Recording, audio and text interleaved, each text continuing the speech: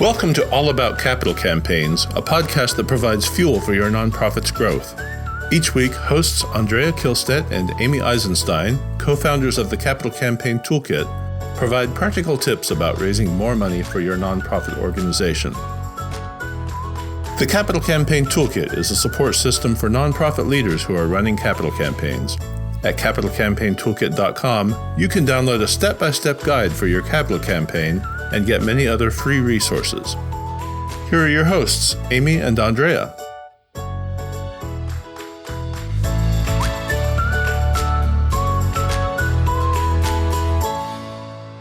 We spend a lot of time talking about the planning for the campaign, the feasibility study, the getting ready for the campaign, and this long, quiet phase of the campaign where we solicit all the largest gifts and the people who are closest to our organization.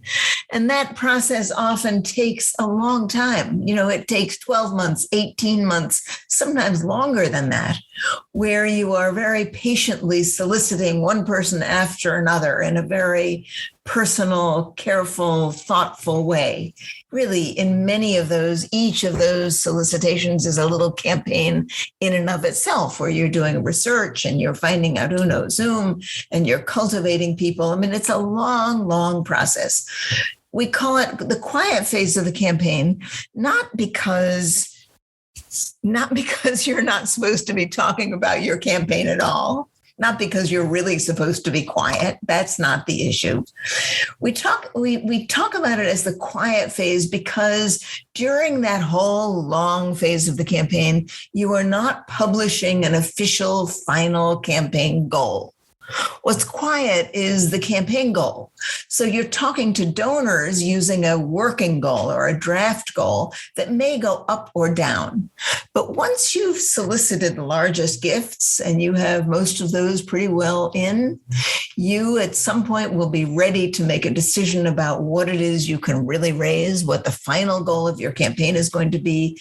And then you are going to use that as an opportunity to announce the goal of your campaign, announce how much money you have raised towards that goal, tell everybody what the campaign is about, how much money you have left to raise, and engage the broader community in helping you raise whatever is left to get to that goal, the gap between where you are and what the campaign goal is.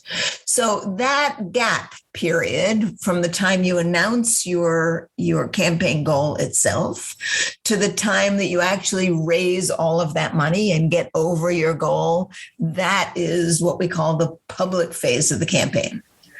Now, what's funny about it is that it seems like it should be long, right? And many people think it will be long because, of course, you're reaching many, many more people during the public phase of the campaign. It may be that during the quiet phase of the campaign, you have solicited a total of 100 gifts, including the board and all the people who are close to you. I mean, maybe it's only 75 gifts. I mean, it's a fairly tight number of gifts that you've solicited in this long, quiet phase. When you go public, the hope is that you're going to be getting many more gifts. Of course, they will be much smaller, but there will be many more gifts and there will be a public energy created around your campaign. I mean, was that clear?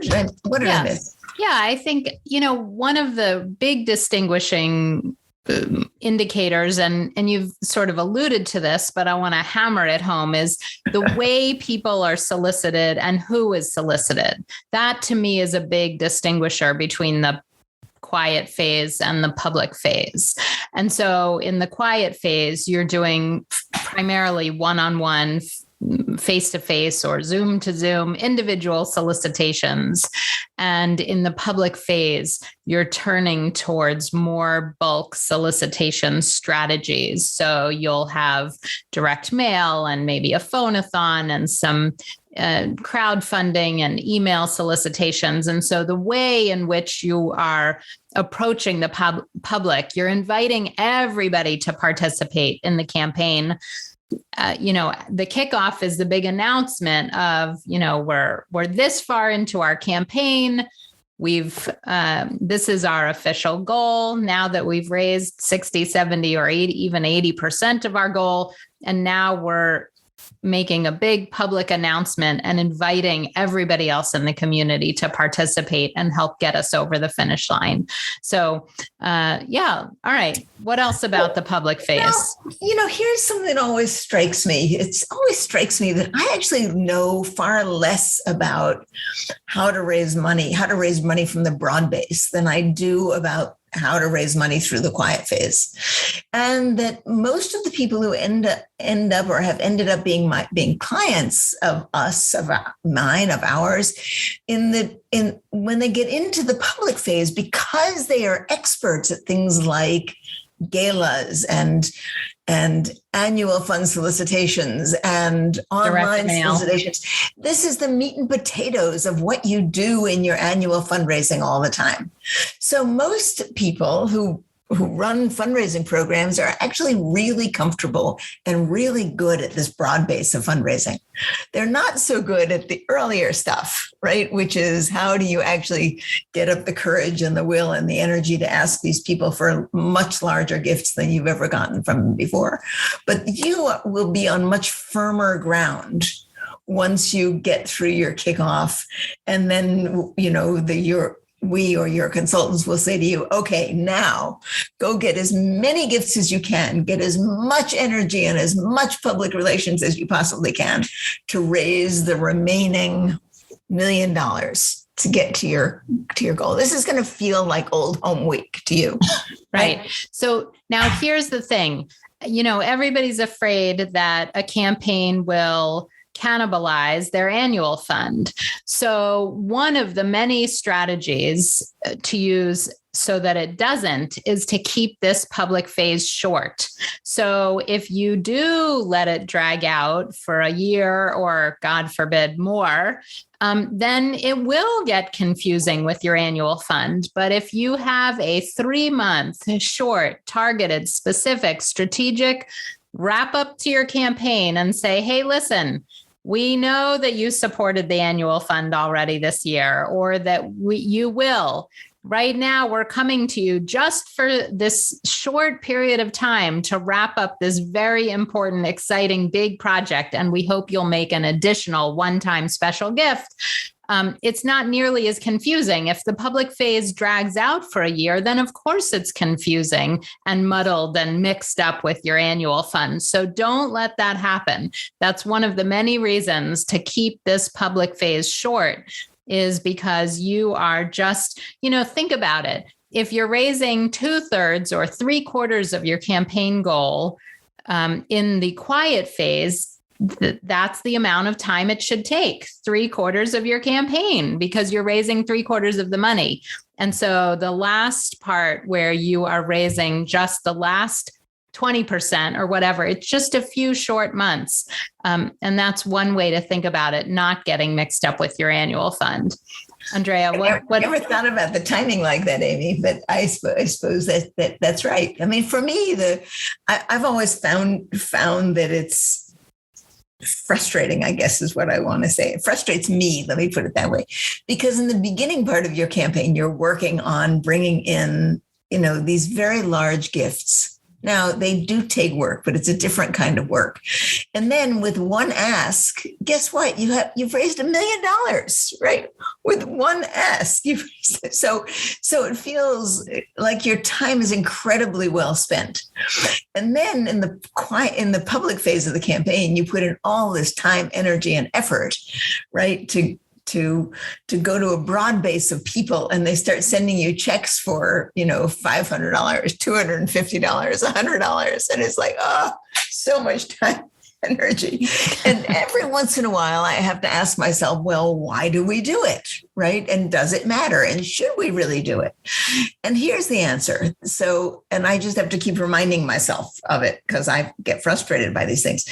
The answer is this, that the public phase, the primary goal of the public phase of your campaign is to expand the excitement about your organization and your project as broadly throughout your community as possible.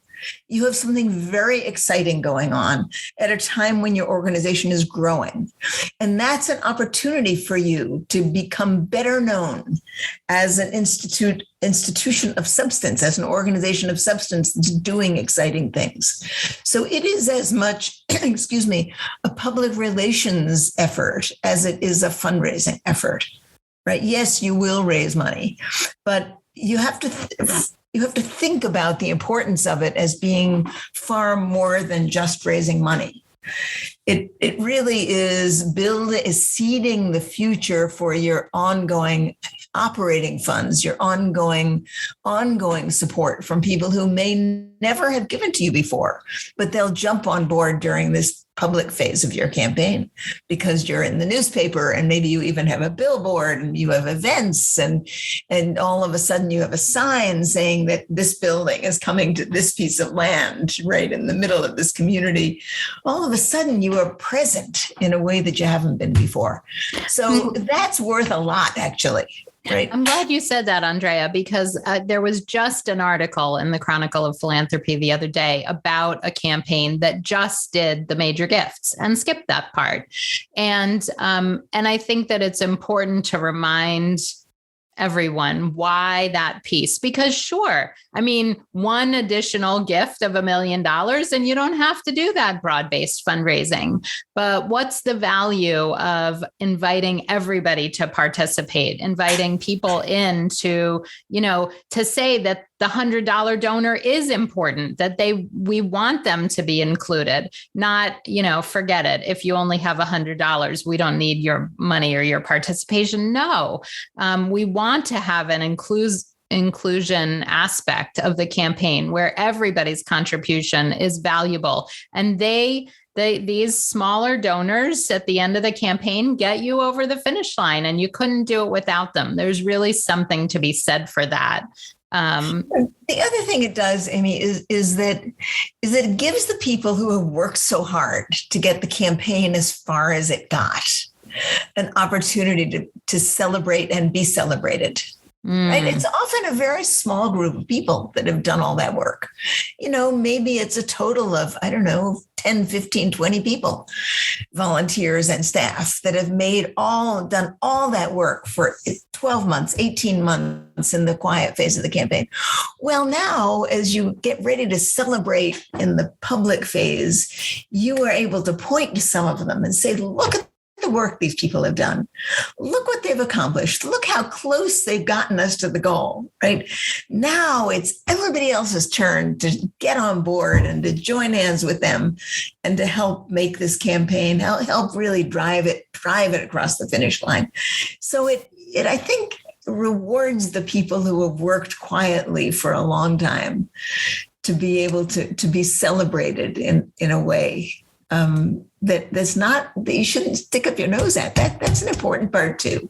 So to draw this to a close, well, one more thing perhaps to say, and then we can draw it to a close. It used to be back in my day, which is, it's pretty long back. It used to be that what we did was we organized teams of people to go and solicit one-on-one people they knew for low-level gifts and to do phone-a-thons. Well, these days, I think we can still do some of that, but there are, of course, many different ways to do public phase fundraising. I mean, you can get people to organize teams of their own to raise money. Online fundraising has made possible much more efficient ways of making this happen than was the case 10 or 15 or 20 years ago. And there can be events throughout the community. There can be press releases that come out about one thing or another. Anything you can do to really build energy and enthusiasm, I think is worth doing. And you shouldn't stick your nose up in the air about it. I think it's a big mistake not to have this concluding piece of a campaign that welcomes everybody into the process. Right? We don't want it to be narrow, only controlled by a relatively few people. That's not what this campaign is about. Thank you for joining us today, and we will see you next week. Bye, everybody. Thanks, Amy. Bye, everybody.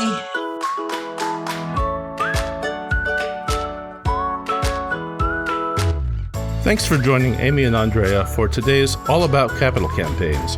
To learn more about them and their work together, go to capitalcampaigntoolkit.com. This podcast is recorded on a live webinar every Monday at 2 p.m. Eastern Time. You can join the live sessions and get your questions answered by signing up today at toolkittalks.com. And please like, rate, and review us on your favorite podcasting platform.